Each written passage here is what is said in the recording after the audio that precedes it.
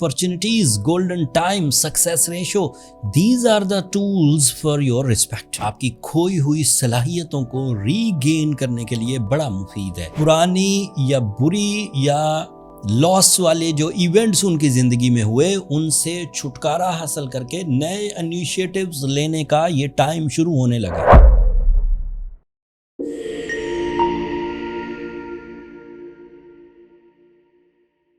अस्सलाम वालेकुम लिब्राज, मैं हारिस अज़मी प्रोफेशनल एस्ट्रोलॉजर आपकी खिदमत में हाजिर हूँ इस हफ्ते की एस्ट्रोलॉजिकल रिसर्चेज लेकर। कई तरह की पॉजिटिविटीज़ 21 अप्रैल से ऑन लिब्रा नेचर को मुयस्सर आएंगी। अगर लिब्रा नेचर इन दिनों अपनी जज्बाती कैफियत को सुधारने में लगे हुए हैं, अपने बिज़नेस को सुधारने में लगे हुए हैं, अपने रिलेशंस को सुधारने में लगे हुए हैं, तो मैं बीइंग अ प्रोफेशनल एस्ट्रोलॉजर इस बात के लिए उन्हें सपोर्ट करता हूं कि उनकी ये कारकर्दगी, उनके ये प्लान्स, उनकी ये मंजिलें उन्हें इस हफ्ते ज़रूर मिलेंगी। नेचर 3-4 तरह से आपको फेवर कर रही है। आपका रूलिंग प्लैनेट वीनस इस वक्त आपके 6th एंगल पर है एंड ये आपकी खोई हुई सलाहियतों को रीगेन करने के लिए बड़ा मुफीद है।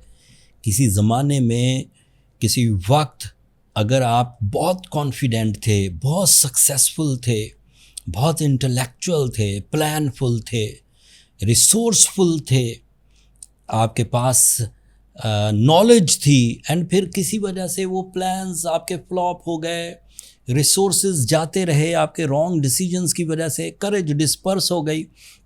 सो this is the time once again by the nature जिससे आप दोबारा अपने उन्हीं प्लान्स पर, उन्हीं रिसोर्सेज को इस्तेमाल करते हुए, उन्हीं स्किल्स को इस्तेमाल करते हुए दोबारा काम करने के लिए उम्मीदवार बनते चले जाएंगे।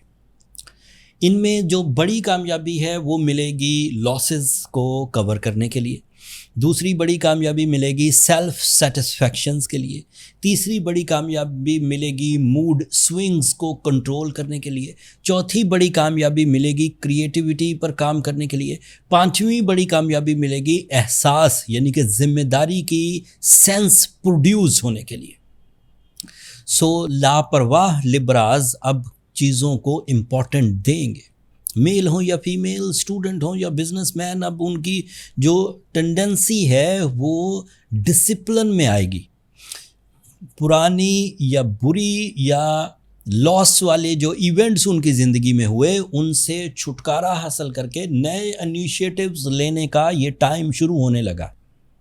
एक और अच्छी खबर, आफ्टर दिस सिचुएशन लिब्रा अपना बेस अपनी सोसाइटी में, अपने इर्द गिर्द में, अपने रिलेटिव्स में, अपने कोवर्कर्स के साथ अपना बेस दोबारा बना सकेंगे with powerful connections on the sincere basis. It is not a bluff, ये कोई चीटिंग नहीं है।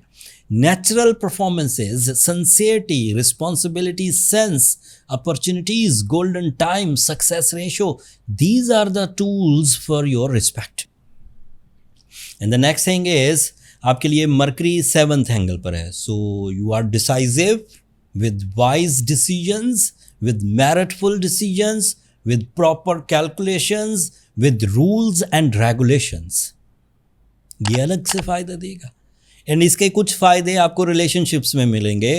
You get a new love connections, some type of proposal acceptance, some type of इजहार मोहब्बत, ये वाली साइड भी। एंड मेंटली प्रेजेंट रहेंगे।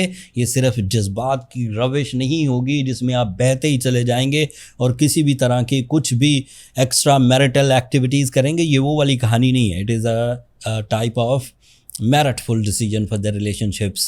And Mercury is also responsible of your spiritual sciences, so you become more believer, realistic, and आपके ख्वाबों का सच होना ये भी मुमकिन है। एक ऐसा कॉन्सेप्ट जिसमें आप जो कुछ अपने जहन में होता हुआ देखेंगे उसे हकीकत की तरफ या अमली इक़दामात करने की तरफ बढ़ेंगे।